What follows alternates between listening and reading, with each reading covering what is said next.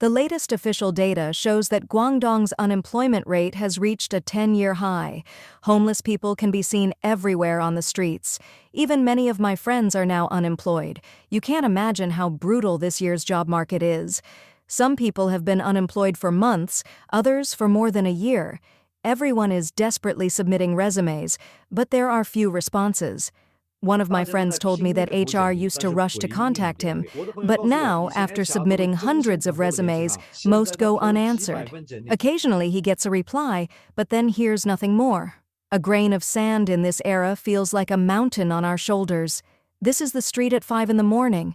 To save a few dollars, I just got off the bus and saw this heartbreaking scene. Many people sleeping outside the entrance of the hall to avoid spending 100 RMB on a hotel. It's truly sad. The impact of the US-China tariff war on China's economy and employment continues to grow. During the May Day holiday, even though China's major state media tried hard to portray a lively and prosperous atmosphere, in cities like Beijing, Shanghai, Guangzhou, and Shenzhen, places still relatively wealthy, a visible depression is unfolding. In these seemingly prosperous cities, large numbers of young people are suffering from unemployment and struggling to survive. Many are even forced to sleep on the streets because they can't find work. Today, let's follow the camera to witness the harsh reality of the lower class under the neon lights of China's most developed cities. I can't take it anymore, brothers. I've been in Dongguan for 5 or 6 days and still haven't found a job. Isn't Dongguan supposed to be the world's factory? I haven't found work in nearly a week, and my online loan is due soon. I don't know what to do. At night, I have to go out and look for jobs. Brothers, see if there's anything suitable.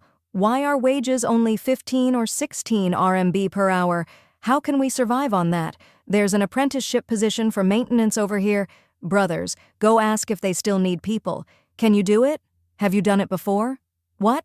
You can change batteries. Can you install the casing? I can do a bit of that. How much are you offering? How much do you want? Is food and housing included? Most apprenticeships don't even include food and accommodation. It's really hard to find work here, brothers. How can I find a job? I came to Hangzhou unemployed and searched for over a month before finally landing one. But after 25 days, they said I wasn't suitable. Now I'm back to square one, jobless, paying rent and food daily, feeling helpless like I might starve. I don't even know what I'm capable of anymore. Maybe I'm the biggest failure among those born in the 1980s. I'm 39, have achieved nothing, and still have aging parents and young children to support. Now I'm in my 30s, single, drifting in Beijing, unemployed, burdened with worries. I've been thinking about going home. When I first arrived in Beijing, I was full of ambition, fresh out of college, dreaming of success and marrying someone tall, rich, and handsome. But reality hit hard. I wasn't anxious at first. I thought being in Beijing with some work achievements and goals was enough. Even when I was unemployed before, I still got responses. But this time, I've sent out countless resumes and heard nothing. What do you do? Tell me. I've been searching for a job for so long and I'm completely lost. I used to believe Shenzhen was a city of dreams, open, inclusive. But after my last company went bankrupt, I realized how cruel reality is. I worked as a live stream anchor for 2 to 3 years. With my experience, I thought I could easily find something similar. But after a month of sending resumes, I discovered the truth. Companies don't just look at skills. They judge your age, gender, everything. Right now, I can't even get a job that pays 2,500 RMB. I just went to an interview for a mall merchandiser. The manager asked about my age, my child, if anyone could help at home, if I could do overtime. Then came the punchline. 2,500 RMB salary, no social insurance. After everything, he just said, "We'll contact you." Deep down, I knew I wouldn't get it. Even 2,500 RMB is out of reach. I'll keep trying after May Day, but when I check online, I see I'm not alone. Young people in Beijing, Shanghai, Guangzhou, Shenzhen, everyone's complaining it's nearly impossible to get hired. Even master's students from top schools can't land jobs. One said they've submitted 8,000 resumes and attended every job fair since last year, still unemployed. I've been in Shenzhen for half a month now. May Day is over. Today is May 4th. I checked dozens of factories. Most only want women. Wages are as low as 17 to 18 RMB per hour, and meals aren't included. It's so low. Do you know how many people are jobless in Shenzhen right now? You might not believe it unless you see it. Go outside. Whole rows of shops near Changhua or snack streets by Huarun Vanguard are up for transfer, but no one's calling. Businesses are collapsing. Even big companies are cutting wages or laying off. My old client planned to buy a home, but 8 months into his job, he was laid off. Now that plan is gone. And what's saturated the most? Food delivery and ride-hailing. In Guangdong, 98% of factories are fully staffed, mostly hiring women. Shenzhen and Huizhou factories stop hiring without warning. What about guys like me? Don't come here blind. You might get stranded. If you're not desperate, it's hard to survive. Even a few days without a job means trouble with food and shelter. Want a high-paying job now? Nearly impossible. Shenzhen used to be the land of opportunity. Big factories created countless jobs and made it China's third most promising city. But now, with the US-China trade war, foreign companies pulling out and mass closures, it's a city full of empty shops and unemployed people sleeping on the streets. I don't know who invented good morning, and I don't know if he is having a good morning. Anyway, I am in pain when I get up in the morning. I haven't slept enough, and I still have to say good morning. Hey, get up and go to work. This is Guangzhou. This is the bridge hole in Guangzhou. This is not a tourist attraction, not the outdoors. Here, all the delivery guys and workers working outside gather. Here, they don't have to pay rent or electricity bills, which can save a lot of expenses. It's really not easy to support a family. Brothers, who can understand them? Who can understand them? There are also many unemployed people and vagrants here. This is the current situation of workers. When you are old, no one wants you to work in a factory. You have a home but cannot go back. If you go back, you cannot complete your work. You cannot find a job outside. You can only sleep on the ground. Brothers, you've been looking for a job for a month. Now I can't find a job. You can only work in a factory. You can't work after one day. It's too tiring. Brothers, I only have 100 yuan left. What should I do? Brothers, I can only sleep in this park now. Why did you end up wandering? When I was young, I was admitted to a 985 university in Beijing. At that time, the household registration had to be moved to the school.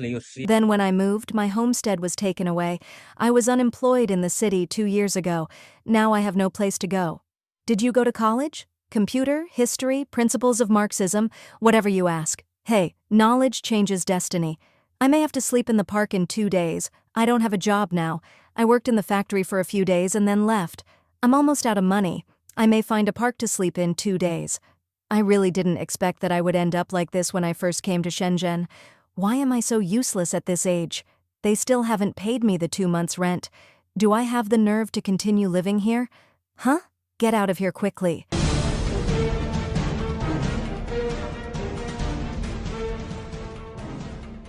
In recent years, China's economy has continued to decline. Impacted by the real estate industry, the banking sector is now in crisis.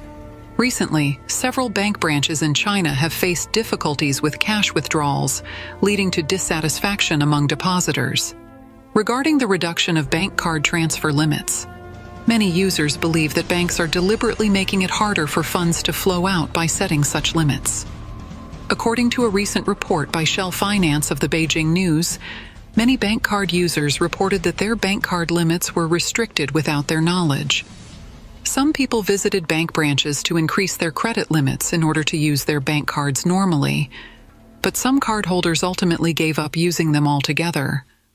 Since the second half of this year, numerous banks have issued announcements stating they will adjust the non-counter transaction limits of some personal bank settlement accounts. These announcements mentioned financial institutions such as the Bank of China, China Construction Bank, Agricultural Bank of China, and Jiangxi Bank. Regarding the reduction of bank card transfer limits, many users believe this is a deliberate move by banks to prevent funds from flowing out by setting strict limits. However, bank personnel explained that the measure primarily aims to prevent telecommunications fraud. Despite this, all affected bank card users reported that their non-counter transfer limits were lowered without notification, and the bank did not send SMS notifications became a common complaint. One affected user, Li Yun, said she did not expect her salary card to be suddenly restricted. In July this year, she originally planned to withdraw reimbursement funds from the Bank of China, tens of thousands of yuan, but both the transfer and ATM withdrawal failed because the daily transfer limit was exceeded. Unexpectedly, another Jiangxi Bank Class 1 card under her name, primarily used for mortgage payments, was also restricted in July and August. Li Yun had used these two bank cards for many years without previously encountering any transfer or ATM withdrawal limits. However, both banks had now set a daily mobile transfer limit of 2,000 yuan on her cards without notifying her. Li Yun said, "The Bank of China staff initially told me to go to the branch with my ID to handle it. But when I arrived at the branch near my home, they said I needed to visit the branch where I opened the account." She couldn't complete the process that day because the branch was closed, and it took her a month to successfully increase her credit limit. According to a report by Shanghai radio and television station Canton News on the 14th, recently, some bank card users reported that their personal bank card transfer limits were reduced without their knowledge. Some users said they could not even transfer 1,000 yuan. These customers believe that banks are limiting non-counter transactions to prevent funds from leaving. In January this year, Jupai News reported that a woman in Pingdingshan City, Henan Province, said her sister had transferred money to her and asked her to withdraw 5,000 yuan for a New Year's red envelope, but she encountered issues while withdrawing the money at Zhongyuan Bank. Ms. Wang, the individual involved, said that the staff initially asked her to download an anti-fraud app, and she cooperatively answered all their questions. However, they began asking more personal questions, including where her sister worked and where she had worked previously, and even asked her to prove her sister was a biological relative. After calling the police, it took nearly 2 hours to complete the withdrawal. Similarly, according to Poster News, a woman in Jiangxi posted on social media that she went to a bank with 100,000 yuan in cash for a fixed deposit, but the bank staff unexpectedly asked about the origin of the money. The woman said she thought, "Why does it matter where my money comes from?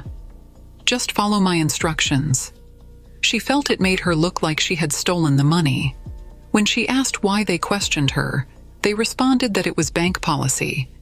In response, some netizens commented, "The banking system really needs reform. The service attitude varies greatly. When depositing money, they treat you like a VIP, but when withdrawing, it's a different story." Desperate move. Chinese companies now beg India for help. At the Canton Fair that closed on May 5th, Chinese companies requested Indian companies to supply goods to the United States under Chinese brands or joint brands. And some American customers may negotiate directly with India. The Indian government negotiated a trade agreement with the Trump administration. Vice President J.D. Vance promoted cooperation during his visit to India and planned to reach an agreement before the fall to reduce tariff pressure. Bloomberg reported that high U.S. tariffs have hit Chinese companies hard, forcing Chinese companies to seek help from Indian exporters and entrust them to complete U.S. customer orders on their behalf to save the market in the trade war. Ajay Sahai, Director General of the Federation of Indian Export Organizations, revealed that many Chinese companies have pleaded with Indian companies to supply hand tools, electronic products, and household appliances to American customers. Indian companies need to pay commissions to Chinese companies, and the amount is negotiated by buyers and suppliers. China's exports to the United States face a punitive tariff of 145%, while Indian products only face 10%.